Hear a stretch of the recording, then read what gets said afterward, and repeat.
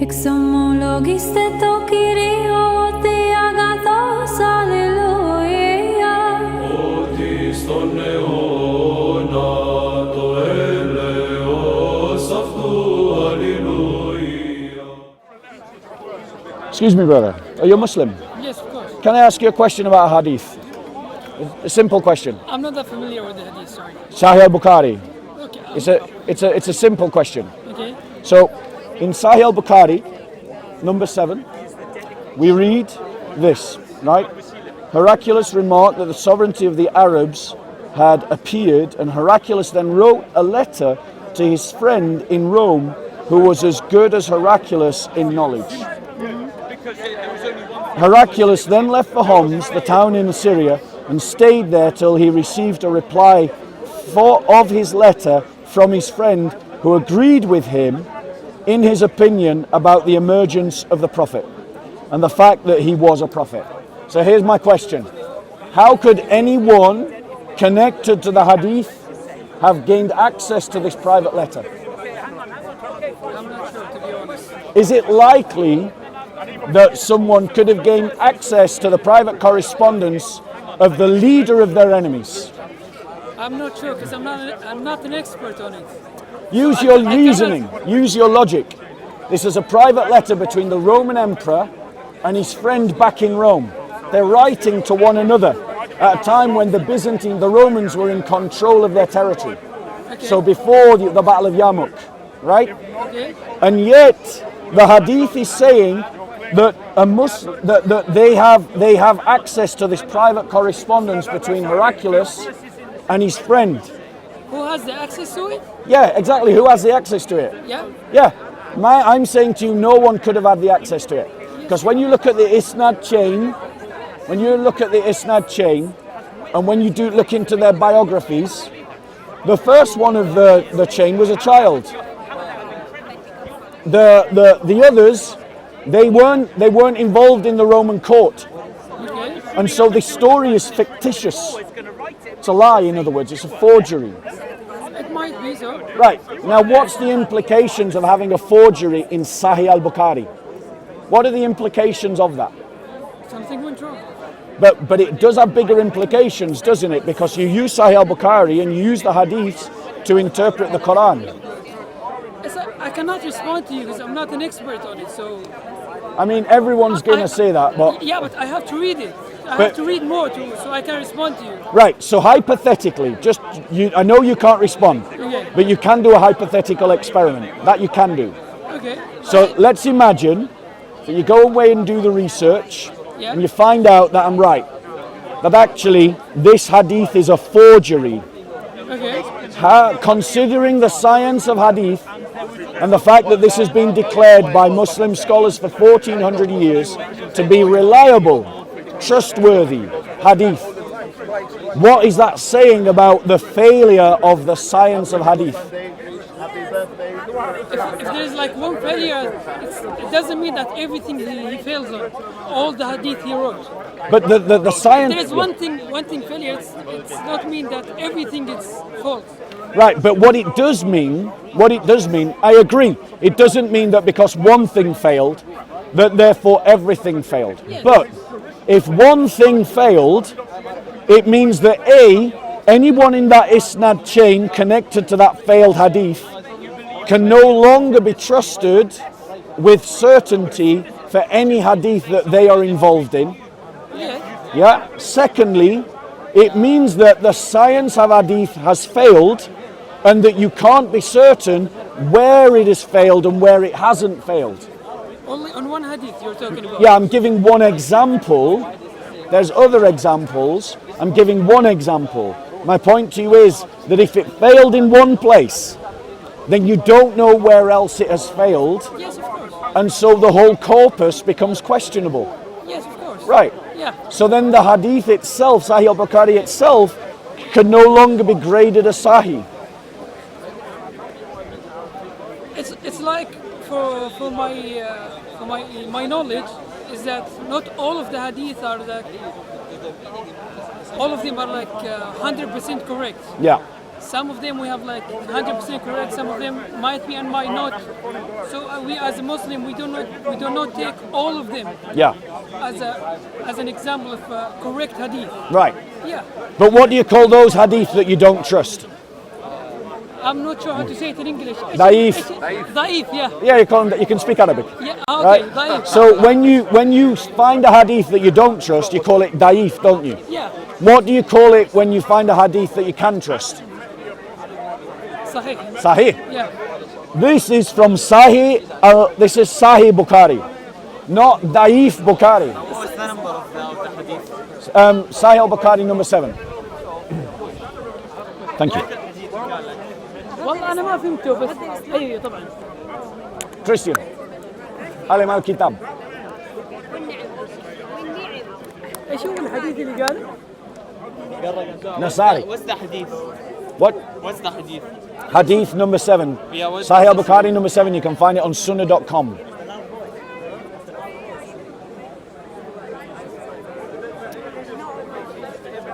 He has it in his phone. I've got it on my phone. Sunnah.com. Sunnah.com, hadith number 7, Sahih Bukhari. Okay. Yeah? So, my issue is, did you hear the issue? Do you want me to repeat the issue? Yes, we hear all the Okay. time. Yeah, of course. So basically, Yeah. bear with us 1 second.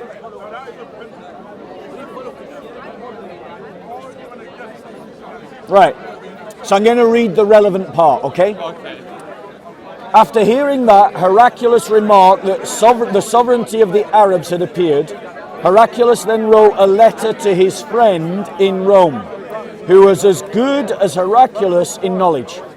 Heraclius then left for Homs, a town in Syria, and stayed there till he received the reply of his letter from his friend, who agreed with him in his opinion about the emergence of the prophet and the fact that he was a prophet. On that, Heraclius invited all the heads of the Byzantines to assemble in his palace at Homs. When they assembled, he ordered that all the doors of his palace be closed, and then he came out and said, "O Byzantines, Hadith Abu Sufyan. Abu Sufyan, Okay. right? O Byzantines, if success is your desire, and if you seek right guidance and want your empire to remain, then give a pledge of allegiance to this prophet." Now, here's my problem. This is in Sahih al-Bukhari. Okay. Sahih means trustworthy, it means reliable. Yeah. For something to be Sahih, every level in the isnad has to have good memory, good character, precise recollection. Yeah, they have to be on the deen, they have to know the haqq. Right? These are some of the criteria for being Sahih. Agreed? Yeah. Right. This story is clearly fictitious, and we know it's fictitious for 2 reasons. 1, it's claiming to have knowledge of the private correspondence of the Roman Emperor. 2, it's claiming to have knowledge about the private meeting of the elites of the Roman Empire. Yeah, because Abu Sufyan was there. Right. Was Abu Sufyan one of the elites of the Roman Empire? He was one of the listeners or talkers with Heraclius. No, listen carefully. This is after his meeting with Abu Sufyan. This is after he interviews Abu Sufyan. You know the big lengthy interview he does with Abu Sufyan? Yeah. And then the letter from the Prophet arrives and he reads the letter. Yeah. This is after that meeting. So that meeting is no longer happening. Abu Sufyan is no longer there. Okay. Right, it's just Heraclius. Okay. And then the Roman elites. But clearly, this hadith is claiming to have knowledge that Abu Sufyan could not have known. I'll have to check this. Yes, you can tell it. Look. We'd like Look, to it see says it after hearing that. طلعت عادي أكرم محمد. Listen, he said, after hearing that, Heraclius remarked, the sovereignty of the Arabs has appeared. Heraclius then wrote a letter to his friend in Rome, who was as good as Heraclius in knowledge. Heraclius then left for Homs. Okay. So he's now left Abu Sufyan, and he's now in Homs. And then the hadith continues to claim to know the knowledge of a private letter and of a private meeting of the Roman elites. So Abu Sufyan wasn't with them. He couldn't have been. Because Abu Sufyan was not one of the Roman elites.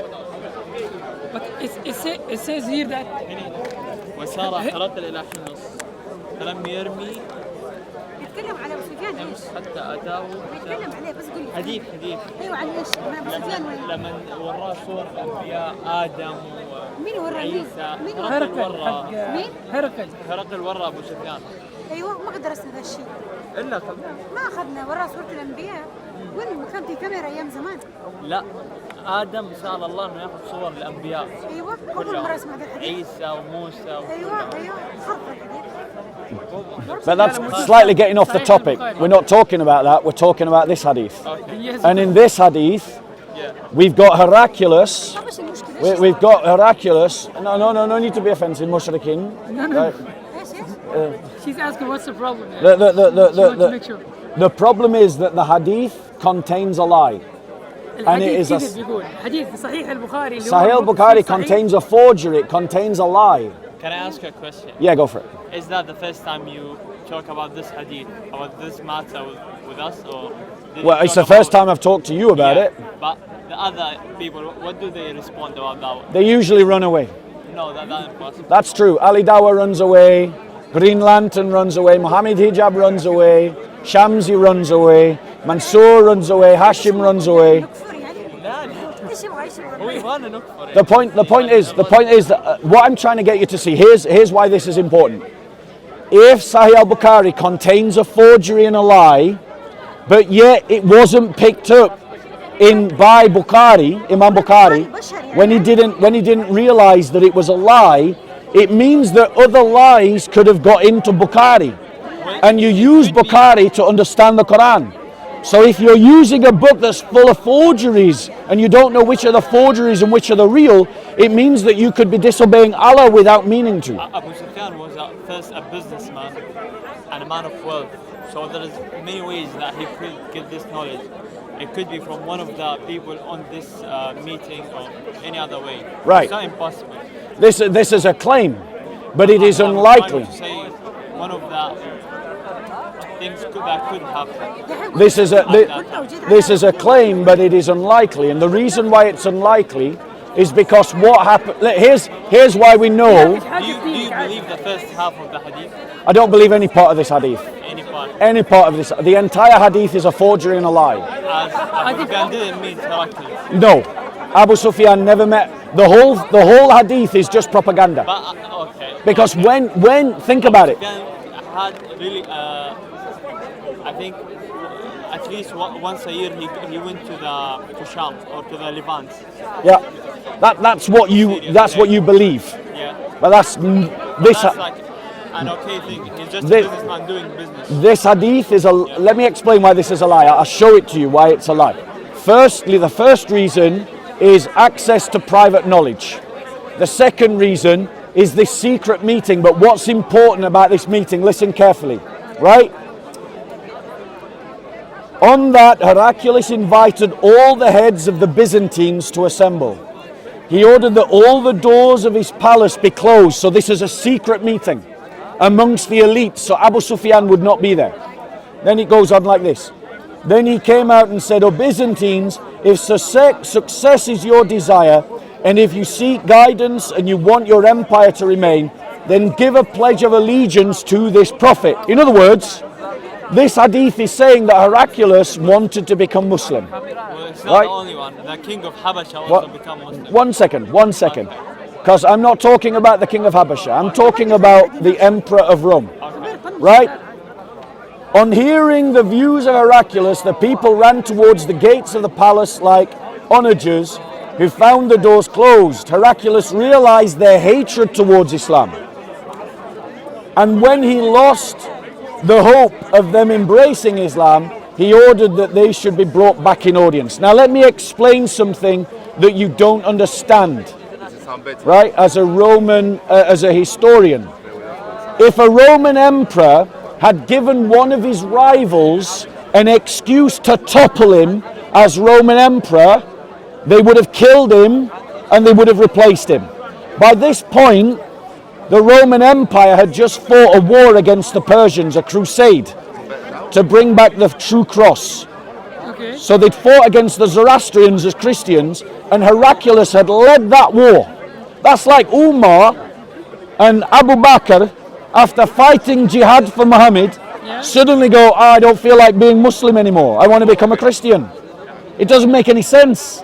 These people were committed to their religion. Heraclius was committed to the religion of Christianity. The idea that he wanted to abandon Christianity is a completely false idea. We know the history, we know the biography of Heraclius, we have it. But also he might be like he's No. a human being at the end. We know the biography. The thing is, what you don't realize is we have our own biographies about Heraclius. Okay. We have the story of Heraclius, you can read it. You can read the history of Heraclius. Heraclius was a devoted Christian until his dying day. That is the history of Heraclius. This is a forgery and a lie, because at the time that this was created, Muslims and Romans were at war with one another, and Muslims had just conquered Christian land. Yeah. And this was propaganda to try to cause disillusionment amongst the Christians. Yeah. Look, even your emperor wanted to become Christian. It's a way of trying to say to Christians under Sharia, you should become Christian because your emperor wanted to. Yeah. In any war, you spread propaganda, don't you? Yes, of course. Yes, of course. Yeah. So this is an example of propaganda. But it's being told as a true story in Sahih Bukhari. If it is a propaganda, did Yeah. it succeed? Well, eventually, yes, it did, sadly. Lots of Christians did become Muslim, didn't they? Thank you. But that doesn't get Sahih Bukhari out of the problem. Because you've got a forgery inside Sahih al-Bukhari. You have a lie inside Sahih al-Bukhari. That's your claim. Yes, and I'm giving you my reasons that you can now reply to. So why do you think I'm wrong? Because I have to make my research before I respond to you. You're talking about a matter you're used to like for 10 years, but it's my first time hearing it, so I have to do my research before I respond to you. That is fair. I understand that. But for now then, the claim stands unchallenged. Yes. You haven't challenged it. You haven't challenged it. When you're ready to challenge it, We can do feel that free to come back and we can do that. Go on then, try. Well, I only can think of one, which is the age of Joseph. What about it? The prophet. Yes. I think in one page it says one age and the other page has another age. I can get out my Bible now, Yeah. and you can both use Google, Okay. and I bet you won't find the age of Joseph in the Bible. So get out your Google. Do you know the matter I'm talking about? Yes, I do. And it's not in the Bible. And how do they show it on the So what's happening there is that your Muslim da'i are lying to you about Christianity, because they're trying to tell you that there's a Bible that gives the age of Joseph. They are lying to you when they say that. The da'i of the Muslims are lying to the ummah. They are giving you da'if reports. They're giving you da'if reports because they want you to stay Muslim and close your minds to Christianity. Do you think the Bible is 100% correct? In every single matter, no, we wouldn't make that claim. That's not our belief. That's a How is Muslim that- belief about the Quran. How is that a holy book when there's some mistake on it? Right. So wait 1 second. He asked a question. It's fair that I answer the question. Are you listening? Yeah. Right. Would you agree with me? Would you agree with me that it would be unfair of me to challenge you about something you never claimed to be?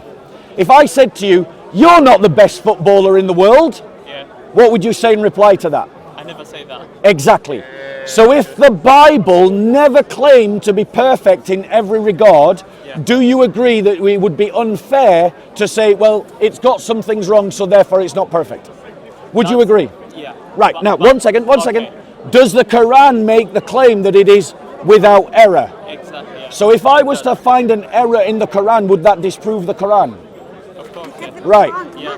So what we can do is we can look at what your issues are in the Bible, and we can discuss them according to what the Bible says about the Bible, and then we can look at problems that I have with the Quran, and we can judge the Quran according to what the Quran says about the Quran. Is that fair? Yeah. It is Right. fair. But So what's your problem with the Bible? The thing is, you're claiming to be a correct religion. Yes. And to be a correct religion, you should have no mistakes. No, that's an Islamic belief. No, because Yeah, it's an you're Islamic you're belief. getting your religion from God. Right, So you can't say that God make mistakes. right. So allow me to reply. Yeah. In 2 Timothy chapter 3, verse, I think it's 15, it says this: all scripture is God-breathed and profitable for reproof, correction, and training in righteousness, so that the man of God might be equipped for every good work. In other words, the Christian scripture claims that it is sufficient to teach us how to be godly men and women. That is the claim of the Bible. It does not claim to be a scientific textbook. It does not claim to be a book of geology. It does not claim to be a book of biology. Okay? So if you were to find a geological, scientific, or biological problem in the Bible, and I haven't yet seen one, but let's pretend that you do, it would not affect my faith. That's like making an excuse for yourself. No, I'm being consistent to my own religion's teaching. It's like saying, it's like I write a book and I say, this book may contain mistakes, but it's a religion and do follow it. And when you ever find any mistake, you will say, oh, the book said it may contain a mistake. Right, what it's saying is, if you want to know how to serve God, read this book. What it's saying is, if you want to learn about biology, go somewhere else. Okay. But, one second, your Quran claims to be free of any contradiction and error, doesn't it? Yes, it does. But your Quran claims that sperm is made between the backbone and the ribs. Do you believe that sperm is made between the backbone and the ribs? That's a scientific, No. biology thing to respond. Yes, in the Quran it says that.